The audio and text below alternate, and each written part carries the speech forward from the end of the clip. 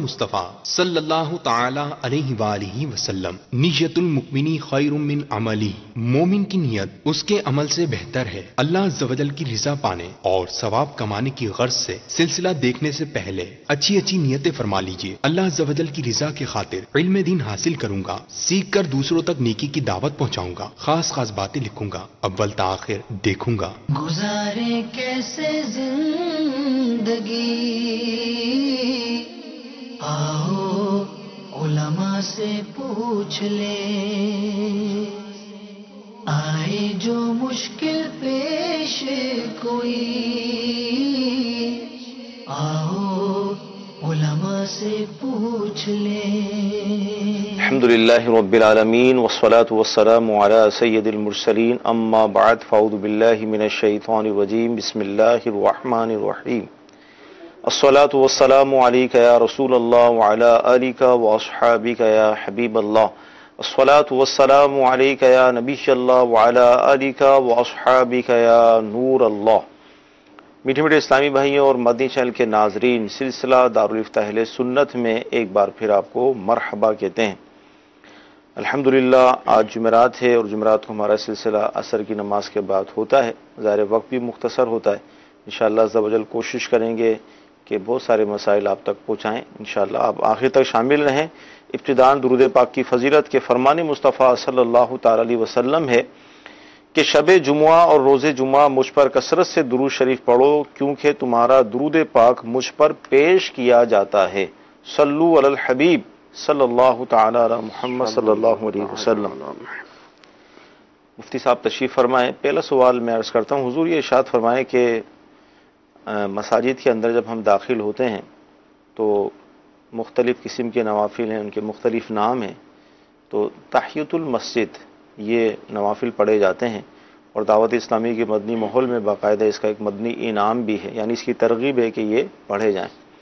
तो फजर की नमाज जब अजान हो जाती है और हम मस्जिद में दाखिल होते हैं तो सुन्नत वगैरह का ज़ाहिर एहतमाम होता है, तो क्या उससे पहले भी हम ये नवाफिल पढ़ सकते हैं? अल्हम्दुलिल्लाहि रब्बिल आलमीन वस्सलातु वस्सलामु अला सय्यिदिल अंबिया वल मुरसलीन, अम्मा बअद, फ़अऊज़ु बिल्लाहि मिनश शैतानिर रजीम, बिस्मिल्लाहिर रहमानिर रहीम। देखिए, वैसे तो जो ये वक्त है, यानी जब फजर की नमाज का वक्त शुरू हो गया जी, अब तुलुए आफ्ताब तक, यानी फजर की नमाज का वक्त ख़त्म होने तक, इलावा सुन्नत फजर के जी, यहाँ पर सुन्नत फजर पढ़ी जाएगी और फ़राइज़ पढ़े जाएंगे। कोई नवाफिल वगैरह पढ़ने की इजाज़त नहीं होती। ठीक है। हाँ, कज़ा नमाज अगर कोई पढ़ना चाहे तो उसकी इजाज़त होती है। बाकायदा कोई नवाफिल वगैरह नहीं पढ़ सकते। जहाँ तक ताल्लुक़ रहा तहियतुल मस्जिद का, उसी तरह तहियतुल वज़ू का भी है। तो इसमें ये देखें, एक तो ये सूरत होती है कि इंसान मस्जिद में गया, अब जैसे नमाज का वक्त नहीं है, सही, या उसने वज़ू किया, अब नमाज का वक्त नहीं है, तो वो आज़ाए वज़ू खुश्क होने से पहले नमाज की अदायगी करता है तो ये इसकी तहियतुल वज़ू हो जाएंगे। इसी तरह मस्जिद में दाखिल होता है, मस्जिद का हक़ अदा करने के लिए नमाज पढ़ता है, नवाफिल अदा करता है, तहियतुल मस्जिद हो जाएंगे। मगर जैसे फजर की नमाज है, चूँकि वहाँ पर नवाफिल पढ़ने की इजाज़त नहीं है, और वैसे भी दीगर जैसे किसी नमाज का टाइम हो, तो अब जब ये वज़ू करके गए और मस्जिद में दाखिल हुए, आज़ाए वज़ू भी अभी खुश्क नहीं हुए, मस्जिद में दाखिल हुए, तो फजर की सुन्नतें जब ये अदा करेंगे तो तहियतुल वज़ू भी हो जाएगा और तहियतुल मस्जिद भी हो जाएगा। अलग से जिस तरह नवाफिल पढ़े जाते हैं, अलग से इस वक्त में नवाफिल पढ़ने की इजाज़त नहीं है। नवाफिल के एतबार से ये मकरूह टाइम है। अच्छा, जैसे आपने फरमाया कि ये तहियतुल वज़ू और तहियतुल मस्जिद हो जाएंगी, तो क्या वो ये नियत करेगा अव्वलन दो सुन्नतें, यानी उसकी नियत में दो सुन्नतें भी आ जाएं, तहियतुल मस्जिद और वज़ू दोनों, ये नियत करेगा बाकायदा? या जी, बाकायदा नियत करेगा तो इसके इस नियत करने की बिना पर इसको सवाब भी मिलेगा। सही। वरना अगर ये बगैर नियत के भी पढ़ेगा तो जब ये मस्जिद में दाखिल होते ही कोई नमाज अदा करता है तो मस्जिद का हक अदा होता है, चाहे वो फ़र्ज़ हो, चाहे वो वाजिब हो, चाहे वो नवाफिल हो। सही। हाँ, अगर ये बाकायदा नियत करेगा तो इस पर इसको इसका सवाब भी मिलेगा। सही। मदनी चैनल के नाज़रीन, तहियतुल मस्जिद के हवाले से हमें जवाब मिला कि फ़जर की सुन्नतें, यानी जब फ़जर का वक्त शुरू हो जाता है तो अब सिर्फ सुन्नत फ़जर की और फ़र्ज़ अदा किए जाएंगे, नवाफिल की इजाज़त नहीं होती। अलबत्ता मस्जिद के अंदर जब हमने गए और वज़ू खाने पर वज़ू किया तो तहियतुल वज़ू और मस्जिद का सवाब कैसे हासिल होगा, मुफ्ती साहब ने इसका जवाब हमें इरशाद फरमाया। آئیے آپ کی کالز ہم شامل کرتے ہیں.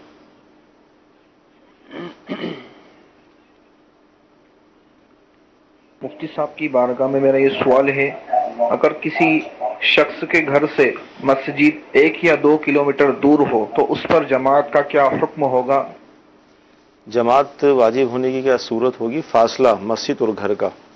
دیکھیے، جو نماز کے وجوب کی صورت علماء نے بیان کی ہے وہ ویسے تو یہ ہے کہ جیسے بغیر مائک کے اگر اذان دی جائے، اچھی آواز والا شخص اذان دے، جہاں تک اذان کی آواز پہنچے گی تو اب ان لوگوں پہ لازم ہے کہ یہ آ کر نماز کی ادائیگی کریں. اسی کو اس بات سے بھی تعبیر کیا جاتا ہے کہ محلے کی مسجد جو ہے اس کی نماز جماعت جو ہے وہ واجب ہے. ٹھیک ہے. اور اسی کو علماء نے یوں بھی بیان کیا ہے کہ اگر قریب کہا جاتا ہے 5-7 منٹ کے فاصلے پر ہے، لوگ اس کو دور نہیں کہتے، یہ کہا جاتا ہے کہ قریب ہی مسجد موجود ہے، تو پھر بھی نماز کی ادائیگی لازم ہوگی. ہاں، اگر لوگ سمجھتے ہیں کہ نہیں یہ جو مسجد ہے یہ بہت زیادہ دور ہے، تو ایسی صورت میں جیسے 10 منٹ کے فاصلے پہ ہے تو وہ کافی فاصلہ ہو جاتا ہے، تو ایسی صورت میں نماز کا یعنی جماعت کا وجوب نہیں ہوگا. صحیح. جیسے پہلے بھی اس طرح کا ایک سوال ہوا تھا کہ ہمارے محلے میں مسجد نہیں ہے، ساتھ والے محلے میں ہے، یعنی ایک گلی جو ہے وہ ان کا اپنا محلہ کہلاتا ہے، ساتھ والی گلی دوسرا محلہ کہلاتا ہے. تو اب اس صورت میں جو ہے وہ یہ سوال ہوا کہ اب نماز واجب ہوگی یا نہیں ہوگی. تو بس وہ محلے کو خود ہی قرار نہیں دیا جا سکتا، ظاہر ساتھ والی گلی میں ہے تو بالکل فاصلہ موجود نہیں ہے. صحیح. اور وہ محلے کی مسجد ہی کہلائے گی، وہاں جا کے نماز کی ادائیگی کی جائے گی. تو نارملی طور پر اس کا جواب یہی ہے کہ ایک تو محلے کی مسجد، دوسرا یہ کہ جس کو بہت زیادہ دور نہیں سمجھا جاتا عام طور پر، تو ایسی جگہ پہ جا کر جماعت کے ساتھ نماز کی ادائیگی لازم ہوگی. ٹھیک ہے جی. اگلی کال. میرا سوال یہ ہے، جب اذان میں کوئی غلطی ہو جائے تو اذان کو دوبارہ دینی چاہیے یا وہی درست کر کے اذان دی جائے؟ اذان کے اندر جو غلطی ہو جاتی ہے تو اذان کا اعادہ کیا جائے یا وہی اذان کافی ہوگی؟ دیکھیں، اذان میں اگر غلطی ہو جاتی ہے جی. تو اس کا طریقہ کار یہ ہے کہ جہاں سے غلطی ہوئی ہے اس کو درست کر لیا جائے. صحیح. اس کو درست کر کے اذان کو مکمل کر دیا جائے. یا بعض اوقات یہ ہوتا ہے کہ اذان کے کلمات میں تقدیم و تاخیر ہو جاتی ہے، یعنی جو پہلے پڑھنا تھا اس کو بعد میں پڑھا، جو بعد میں پڑھنا تھا اس کو پہلے پڑھا. صحیح. اس کا بھی یہی طریقہ ہے کہ اس کو درست کر لیا جائے.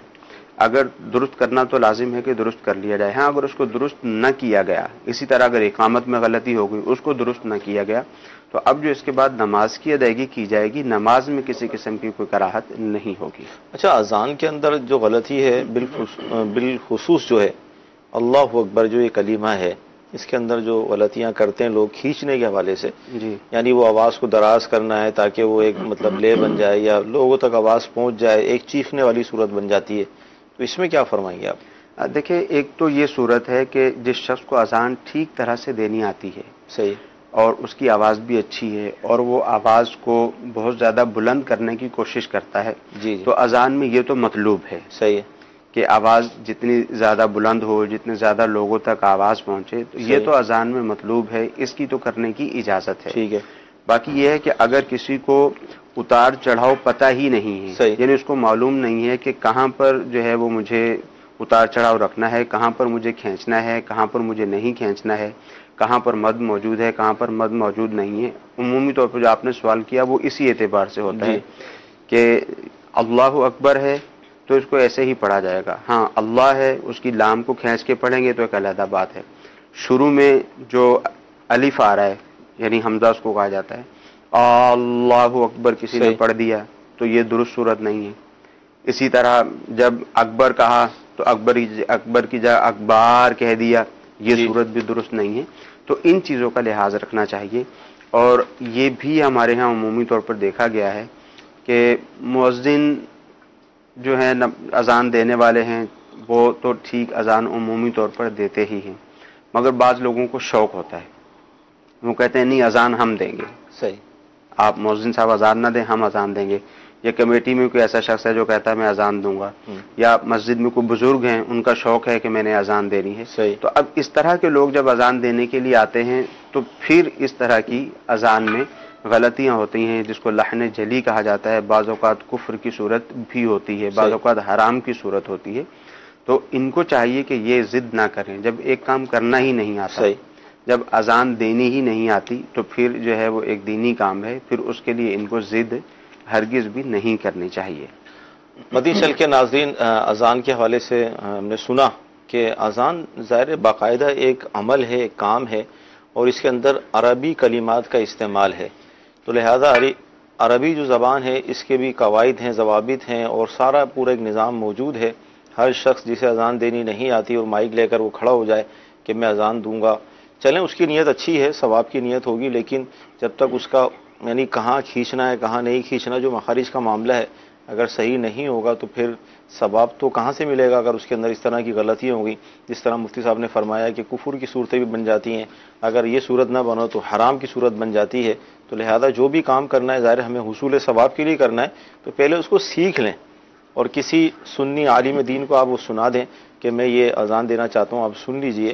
مسجد کے امام صاحب کو، جو آپ کے نزدیک جو بھی امام صاحب ہیں جو مسجد ہے، وہاں سنا دیں۔ اگر وہ کہتے ہیں کہ ٹھیک ہے آپ کی اذان درست ہے تو پھر آپ اذان دے دیجئے، ورنہ پھر آپ سیکھیں، اس کے بعد یہ تو نہیں کہیں گے اذان نہ دیں، آپ سیکھیں اور اس کے بعد پھر اپنا یہ شوق بھی پورا کریں، حصول ثواب کے لیے انشاءاللہ مزید برکتیں ملیں گی۔ پھر اس کے علاوہ ایک تو یہ کہ اذان درست دینا آتی ہو، صحیح، پھر اس کے علاوہ بھی جو مؤذن ہے، جو اذان دینے والا ہے، جو اقامت کہنے والا ہے، جی، اس کے علاوہ اور شرائط بھی ہیں۔ صحیح، ان شرائط میں سے ایک شرط یہ بھی ہے کہ وہ فاسق مولن نہ ہو، صحیح ہے، اس کی داڑھی مبارک ایک مشت ہونی چاہیے، صحیح، تو ان چیزوں کا بھی خیال رکھنا چاہیے۔ ہاں بعض اوقات ایسا ہوتا ہے کہ اب کہیں گے نہیں بھئی داڑھی کیوں ضروری ہے؟ اگر داڑھی ضروری نہیں ہے، یعنی بعض اوقات کمیٹی کا فرد یہ کہتا ہے کہ نہیں میں تو اذان دوں گا، داڑھی نہیں ہے تو کیا ہوا، یا کوئی دوسرا شخص کہتا ہے کہ نہیں میں تو اذان دوں گا، داڑھی نہیں ہے تو کیا ہوا، تو ان سے سوال یہ ہے کہ جب یہ کمیٹی والے مؤذن رکھنے کا سوچتے ہیں کہ ہمیں اپنی مسجد کے لیے مؤذن چاہیے، اس وقت اگر کوئی ایسا شخص آ کر کھڑا ہو جائے جس کی داڑھی نہ ہو اور وہ کہے کہ مجھے آپ مؤذنی پہ رکھ لیں، تو یہ نہیں رکھیں گے۔ نہیں رکھیں گے بھئی آپ کیوں نہیں رکھ رہے؟ آپ کو معلوم ہے آپ اس لیے نہیں رکھ رہے کہ اس کی داڑھی نہیں، ایک جو ہے وہ مذہبی عہدہ ہے اور اس کے لیے یہ شرائط لازمی ہیں، یہاں تک کہ اگر آپ کو محسوس ہوتا ہے کہ یہ داڑھی کٹواتا ہے، اس کی داڑھی چھوٹی ہے، پھر بھی آپ اس کو مؤذنی کے لیے کھڑا نہیں کرتے ہیں۔ صحیح، تو جب مؤذن رکھنے لگے ہیں اس وقت جو شرائط دیکھ رہے ہیں، تو جب آپ اذان دینے لگے ہیں تو اس کو بھی دیکھ لیں، تو دیگر شرائط بھی ہونی چاہیے، مخارج بھی درست ہوں، اذان دینے کا انداز بھی معلوم ہو کہ کیسے اذان دینی ہے، پھر اذان دی جائے۔ پھر ایک اور بات یہاں پر یہ بھی ہوتی ہے کہ مسجد کمیٹی کی طرف سے مؤذن کی ذمہ داری ہے کہ وہ اذان دے گا۔ صحیح، اب ایک شخص ہر دوسرے دن آ کر مؤذن کو کہتا ہے کہ اذان میں نے دینی ہے، تو اس طرح مسجد کا ماحول بھی خراب ہوتا ہے، کیونکہ اب مؤذن منع کرے گا تو جو صاحب اذان دینے کے لیے آگے آ رہے ہیں وہ لڑائی جھگڑا کریں گے، کچھ لوگ اس طرف ہو جائیں گے، کچھ لوگ اس طرف ہو جائیں گے، تو یہ انداز بھی اختیار نہیں کرنا چاہیے۔ ٹھیک ہے، جب ایک شخص کی ذمہ داری ہے، اس کو مقرر کیا گیا ہے اذان کے لیے، تو وہی اذان دے۔ مدین چل کے ناظرین، اذان باقاعدہ آج ہمارا موضوع نہیں ہے، لیکن ایک اچھی گفتگو ہو گئی، اور اس میں ہم ایک رسالے کی طرف آپ کی رہنمائی کریں گے، فیضان اذان، امیر سنت کا رسالہ، اس کا مطالعہ کیجیے، اذان دینے کے فضائل، پھر اس کے شرعی احکام بھی اس میں تحریر کیے گئے۔ جی مزید کالس لیں گے۔ میرا نام محمد طاہر زرطاری ہے۔ میرا سوال یہ ہے کہ جو قرآن پاک ڈاؤن لوڈ کرتے ہیں موبائل یعنی ایپس کی صورت میں، تو اسی موبائل میں ہم لوگ اکثر لوگوں نے گانے وغیرہ یا کوئی ایسے تصاویر رکھی ہوتی ہیں، تو اس کے بارے میں کیا حکم ہے؟ اچھا، کیا فرمائیں گے کہ موبائل کے اندر قرآن مجید بھی رکھا ہے، اپنے دینی کتب بھی ہیں، اور ساتھ ہی اس کے اندر فلمیں، گانے، اس طرح کی چیزیں بھی ہیں، تو کیا فرمائیں گے؟ دیکھیں اصل میں ان کا جو سوال ہے وہ اس اعتبار سے ہے کہ کیا اس طرح کرنا بے ادبی تو نہیں ہے؟ صحیح، قرآن مجید کے سافٹ ویئر بھی اس کے اندر موجود ہیں اور اسی طرح جو ہے وہ گانے باجے کے بھی ہیں، تو دیکھیں یہ بات ذہن میں رہے کہ ادب اور بے ادبی کا جو دار و مدار ہے وہ عرف پر ہوتا ہے۔ صحیح، تو ہمارے ہاں کوئی بھی اس کو بے ادبی نہیں سمجھتا ہے۔ ہاں اس کو یوں بے ادبی سمجھا جائے گا جیسے مثال کے طور پر قرآن مجید فرقان حمید ہمارے پاس موجود ہو، ہمارے ہاتھوں میں ہے، اب کوئی شخص کوئی گانے کی سی ڈی یا اس طرح کی کوئی بھی چیز لا کے اس کے بیچ میں رکھ دے، اس پہ تصویریں بھی ہیں، وہ گانا وغیرہ ہے اس میں، ہاں تو اس کو ضرور بے ادبی سمجھا جائے گا کہ یہ بے ادبی ہے۔ باقی یہاں پہ یہ سافٹ ویئرز وغیرہ کا سلسلہ ہوتا ہے تو ہر قسم کی چیزیں موبائل میں جو ہے وہ لوگ رکھتے ہیں، ٹھیک ہے، تو اس کو بے ادبی تو نہیں کہا جا سکتا۔ اب رہی دوسری بات کہ موبائل میں گانے باجے کا ہونا یا دیگر چیزوں کا ہونا، تو ظاہر ہے مسلمان کے موبائل میں تو یہ چیزیں نہیں ہونی چاہیے۔ اچھا، پھر دوسرا یہ کہ ہو سکتا ہے ان کے ذہن میں جو کنفیوژن ہو یہ ہو کہ ہم نے موبائل کے اندر گانے بھی رکھے ہیں، فلمیں بھی، اور قرآن بھی ہم نے رکھ لیا، تو قرآن نہ رکھیں یار، بے ادبی ہوتی ہے۔ ہاں نہیں، یہ تو اب مطلب یہ کہ بھائی آپ اپنے موبائل سے گانوں کو نکالیں نا، کیا فرماتے ہیں؟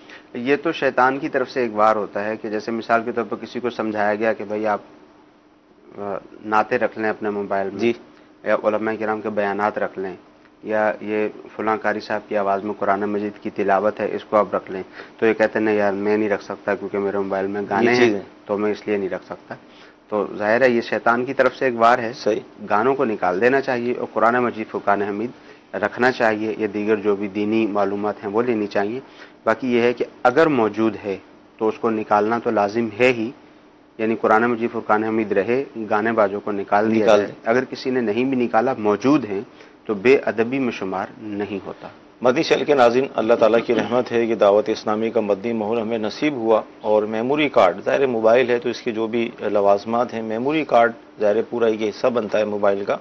تو دعوت اسلامی نے الحمدللہ اس کا جو مثبت استعمال ہے، یعنی یہ کہہ لیجئے کہ میموری کارڈ کے ذریعے مختلف قسم کے بیانات، پھر تفسیر کے حوالے سے اس کے اندر مواد اور نہ جانے کیا کیا دعوت اسلامی میموری کارڈ کے اندر دے رہی ہے، تاکہ موبائلز کے اندر آپ اپنی جتنی بھی گناہ والے معاملات ہیں ان کو ختم کر دیں.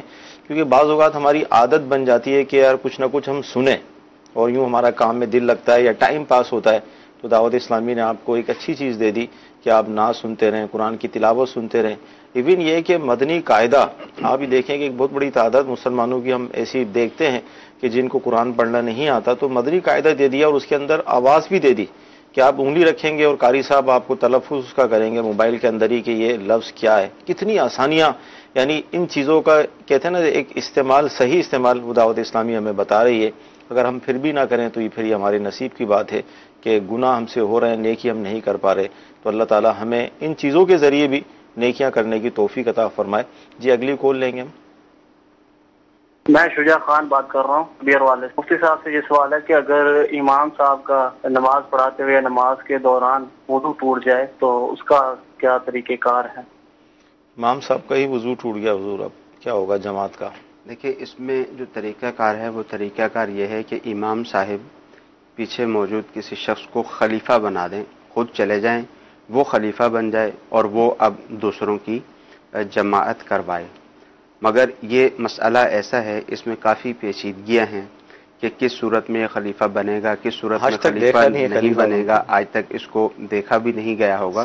اور اس کی جو مین وجہ ہے وہ یہی ہے کہ اگر جو ہمارے ہاں عمومی طور پر پیچھے جو مؤذن موجود ہوتا ہے اور جو پوری جماعت ہے وہ یہی سمجھتی ہے کہ کوئی بھی مسئلہ ہو، کوئی بھی پرابلم ہو تو اس کی ذمہ داری جو ہے وہ مؤذن کے اوپر ہے. جی جی. یہاں تک کہ اگر امام صاحب بھول گئے اور انہوں نے نماز کمپلیٹ کر دی تو وہ سب جو ہے وہ مؤذن کو کہتے ہیں کہ آپ نے لقمہ کیوں نہیں دیا، حالانکہ لقمہ دینے کی سب کو اجازت ہوتی ہے. صحیح. تو وہ ساری کی ساری ذمہ داری جو ہے وہ مؤذن پر ہی ہوتی ہے. اور جو خلیفہ کرنے کے مسائل ہیں وہ کچھ پیچیدہ ہیں. جی جی. اور بہت سارے امام بھی ایسے ہوں گے کہ جو خلیفہ کرنے کی ساری شرائط ہیں وہ معلوم نہ ہوں. یہی وجہ ہے کہ ہمارے یہاں عمومی طور پر ایسا ہوتا نہیں ہے. ٹھیک. تو اس وجہ سے اس میں یہی صورت ہے کہ اگر وضو ٹوٹ جاتا ہے تو نماز کی دوبارہ ادائیگی کر لی جائے. مدنی چینل کے ناظرین، آپ کے ایس ایم ایس جو ہمیں موصول ہو رہے ہیں، بہت پیارا ایس ایم ایس ہے. ظاہر گھروں کے اندر بہن بھائی ہوتے ہیں تو ایس ایم ایس یہ ہے کہ اگر چھوٹی بہن سے کوئی غلطی ہو جائے تو بھائی کیا امی کو بتا دے کہ بہن نے غلطی کی ہے، غیبت تو نہیں ہوگی؟ دیکھیں غلطی کی نوعیت ہوگی. صحیح. ٹھیک ہے، وہ غلطی کی نوعیت ہوگی. غلطی کی نوعیت کو مد نظر رکھ کر ہی اس کا فیصلہ کیا جا سکتا ہے کہ غلطی کس قسم کی ہے. ٹھیک. اگر تو ایک نارمل سی بات ہے، گھر میں کوئی نقصان ہو گیا یا اس طرح کی کوئی بات توڑ دیا تو وہ ایک علیحدہ صورت ہے. کب ٹوٹ گیا گلاس ٹوٹ گیا، جی اس میں جا کر بیان نہ کریں. اگر اس کے علاوہ کوئی صورت ہے، کوئی اخلاقی اعتبار سے کوئی مسئلہ ہے یا کوئی ایسی صورت ہے کہ نہ بتانے میں نقصان کا زیادہ اندیشہ ہے، صحیح، تو ایسی صورت میں بھائی ہے، بہن ہے، کوئی بھی ہے، اگر وہ سمجھانے کی طاقت قوت رکھتا ہے تو وہ سمجھا دے. اور اگر یہ سمجھتا ہے کہ نہیں میں یہ کام نہیں کر سکوں گا تو پھر بتانے کی شرعی طور پر اجازت ہوگی. کیا اسلامی بہنیں جمعے کی پہلی اذان کے بعد نماز ظہر ادا کر سکتی ہیں، گھر میں پڑھ سکتی ہیں؟ اور دیکھیں عمومی طور پر جمعہ کی جو ہمارے ہاں اذان ہوتی ہے تو جب وقت شروع ہو جاتا ہے جب ہی اذان دی جاتی ہے. تو جب وقت شروع ہو گیا تو اب یہ نماز کی ادائیگی کر سکتی ہیں. ان کو ظہر کی نماز کی ادائیگی کرنی ہے. جی جی. کال لیں گے ہم.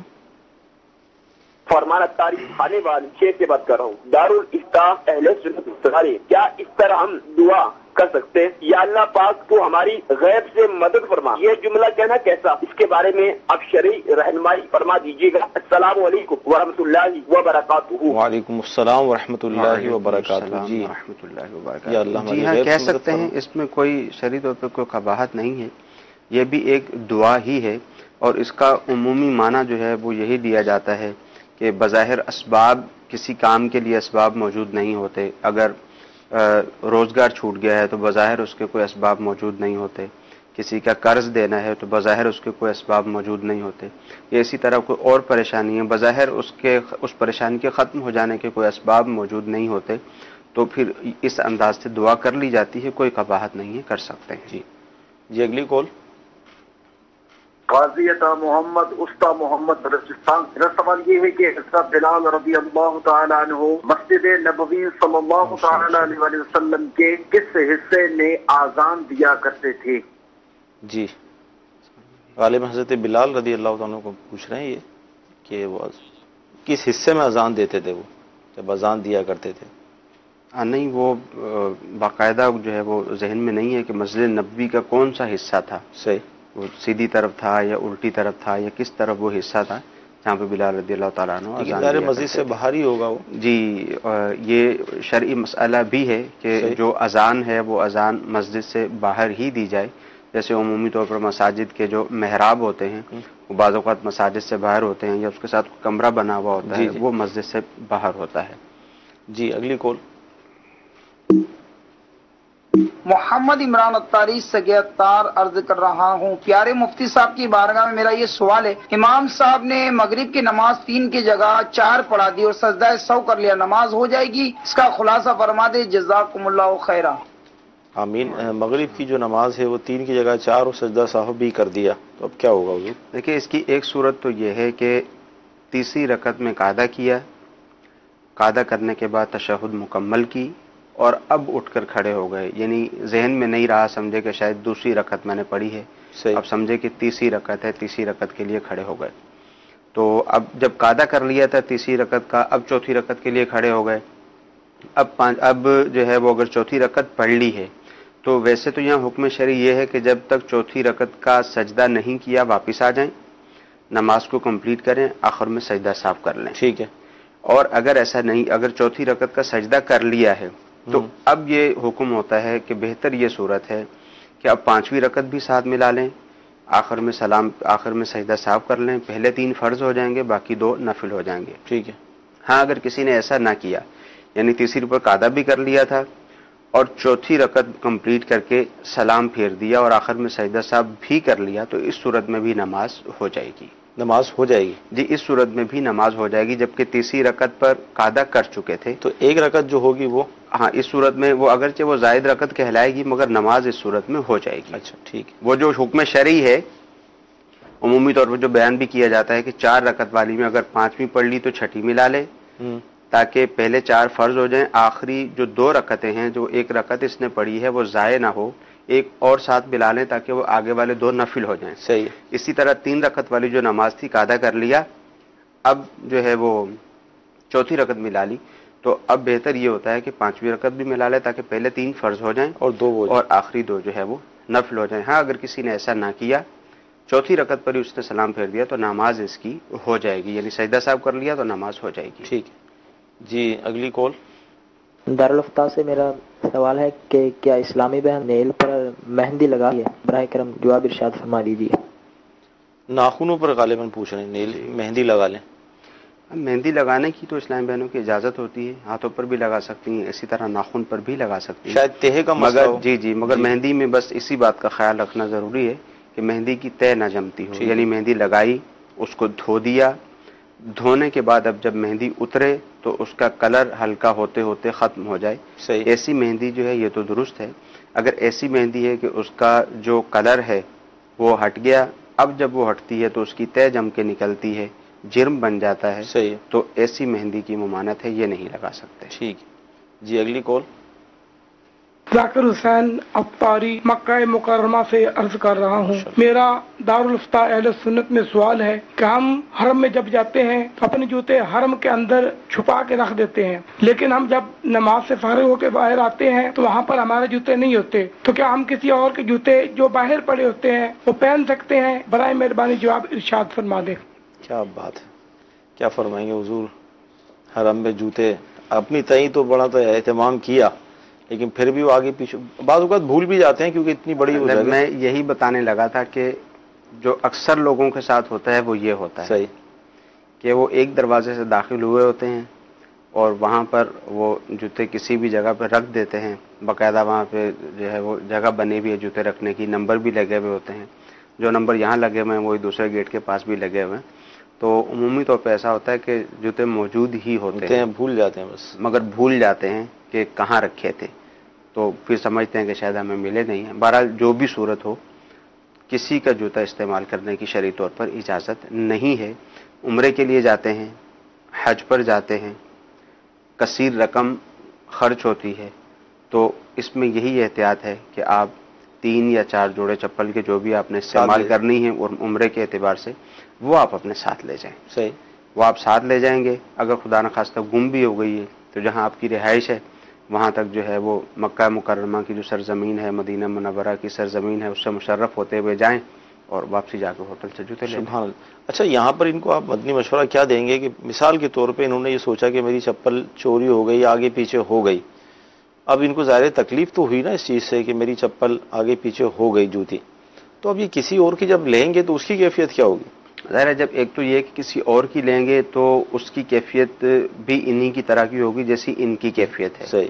باقی یہ ہے کہ ہونا یہ چاہیے کہ اگر بالفرض ایسا ہو بھی گیا ہے، صحیح، تو ہر جگہ پر ہی ویسے تو ایسا ہونا چاہیے کہ اگر ہمارا کوئی نقصان ہوتا ہے وہ ہمارے حق میں بہتر ہی ہوتا ہے۔ صحیح، وہ ہمارے حق میں بظاہر ہمیں لگ رہا ہوتا ہے کہ وہ نقصان ہے، جو تکلیفیں انسان کو دنیا میں پہنچتی ہیں جب وہ اجر دیکھے گا قیامت کے دن تو اس کی یہ خواہش ہوگی کہ کاش مجھے اس سے بھی زیادہ تکلیفیں پہنچتی۔ صحیح۔ اور پھر حرم میں اس طرح کا مسئلہ ہو، وہاں صبر کرے گا، اس کو اجر بھی زیادہ ملے گا۔ سبحان اللہ۔ دیکھیں چپل کھو گئی ہے یا کوئی لے گیا ہے، اب وہ تو واپس نہیں آنی۔ صحیح۔ اب کسی دوسرے کو ایک تو تکلیف نہ پہنچائی جائے، جو ان کی اپنی کیفیت ہے کسی دوسرے پر اس کیفیت کو طاری نہ کیا جائے حرم شریف میں اور کسی جگہ پر بھی نہ کیا جائے، اور دوسرا یہ ہے کہ کسی دوسرے کی چپل وغیرہ بھی لے کر ہرگز نہ جائیں۔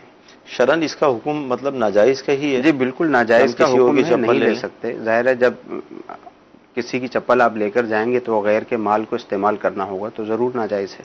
تو مدی چینل کے ناظرین، حرم جو ہے اس کے اندر ایک نیکی لاکھ نیکی کے برابر ہے اور ایک گناہ بھی لاکھ گناہ کے برابر ہے، تو لہذا اگر بالفرض آپ کی چپل آگے پیچھے ہو جاتی ہے تو اگر آپ کسی کی چپل جب اٹھائیں گے اور یہ ایک گناہ اگر ہم اس کو کاؤنٹ کرتے ہیں کہ یہ ایک گناہ ہے کیونکہ ناجائز ہے، تو یہ گویا کہ 1 لاکھ گناہ ہوں گے۔ تو اس لیے چپل کی قیمت پاکستانی حساب سے اگر ہم دیکھیں تو کیا ہوگی، 150 200-250 روپے ہوگی، لیکن گناہ کتنا بڑا ہوگا، تو لہذا اس سے بچنے کی کوشش کی جائے، صبر کیا جائے۔ صبر کریں گے تو حرم میں جس طرح مفتی صاحب نے فرمایا ہے کہ صبر کا ثواب بھی، یعنی اس کو لاکھ سے ہی ہم ظاہر ضرب دیں گے کہ وہ اس طرح بڑھ جائے گا۔ جی اگلی کال۔ میں محمد حارت تاریخ سے بات کر رہا ہوں۔ مجھے یہ بتا دیں، جب میں بس میں جاتا ہوں تو کچھ بچے مجھے اور میری بہن کو مارتے ہیں، تو ہمیں بھی ان کو مارنا چاہیے؟ جواب ارشاد فرما دیجیے۔ کیا فرمائیں گے؟ اگر نہیں ماروں گا تو پھر نہیں کہیں گے لوگ کہ یار دیکھو کتنا کمزور ہے؟ اور دیکھیں بچوں کے متعلق انہوں نے سوال کیا ہے کہ بچے جیسے وین وغیرہ میں جاتے ہیں، اسکول جاتے ہیں، آپس میں اسکول سے آنا جانا ہوتا ہے، آپس میں الجھ جاتے ہیں، تو دیکھیں بچوں پر بھی یہی لازم ہے جو بڑوں پر لازم ہے کہ اگر کوئی تکلیف پہنچاتا ہے تو اس کو معاف کر دینا چاہیے۔ جو صحیح طریقہ ہے، جو بہترین طریقہ ہے، جس کی ہمیں اسلام ترغیب دلاتا ہے کہ درگزر کرنا اختیار کریں، معافی، کسی سامنے والے کو معاف کرنا اختیار کریں۔ اگر ہم زمین والوں پر رحم کریں گے تو انشاءاللہ عز و جل اللہ تعالی ہم پر رحم فرمائے گا۔ تو یہ چیز نہ دیکھی جائے، بچوں میں بھی بڑوں کو دیکھ کر یہ چیز پیدا ہو جاتی ہے کہ سامنے والے نے اگر کچھ کہا تو اگر میں نہیں کہوں گا تو مجھے کمزور سمجھا جائے گا، لوگ مجھے باتیں کریں گے کہ اس نے تو تمہیں یہ بات کہہ دی تھی، اس نے تمہیں مارا تھا، تم نے اس کو کچھ بھی نہیں کہا، تم کمزور ہو۔ تو دیکھیں طاقتور شخص وہ ہے کہ جب اس کو کسی بات پر غصہ آئے تو وہ اپنے غصے پر کنٹرول کرے. طاقتور انسان وہ نہیں ہے کہ اس کو غصہ آئے اور وہ آؤ دیکھے نہ تاؤ اور اپنے غصے پر عمل کرتا چلا جائے. اپنے غصے پر عمل کرے گا تو یہ اپنے آپ کو سزا دینا ہی ہے. کسی بزرگ سے کسی سے پوچھا گیا کہ یہ غصہ کیا ہے، تو انہوں نے کہا کہ غصہ یہ ہے کہ سامنے والے کی غلطی کی سزا خود کو دینا. غلطی تو سامنے والے نے کی تھی، اب آپ خود لال پیلے ہو گئے، اپنی طبیعت آپ نے خراب کر لی. غلطی تو سامنے والے نے کی تھی، تو غصہ جو ہے وہ سامنے والے کی غلطی کی سزا خود کو دینا ہے. تو اس میں کنٹرول کرنا چاہیے. اچھا حضور یہ ارشاد فرمائے کہ ناپاکی کی حالت میں حضور علیہ الصلوۃ والسلام کا مبارک نام لینا یا سلام کا جواب دینا، کیا فرمائیں گے اس حوالے سے؟ دیکھیں شرعی مسئلہ جو ہے وہ تو یہی ہے کہ نام بھی نہ لیا جائے.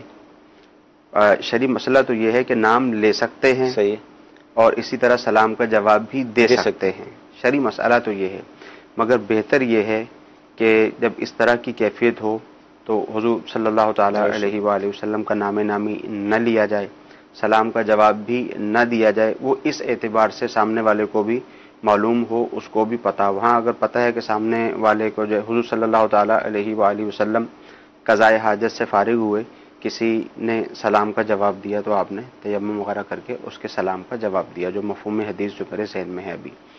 تو اس بات کا لحاظ رکھنا ضروری ہے کہ بالخصوص حضور صلی اللہ تعالی علیہ وسلم کا نام نامی جب آتا ہے تو اب اگر ناپاکی کی کیفیت ہے تو ادب کا تقاضا یہ ہے کہ نام نہ لیا جائے.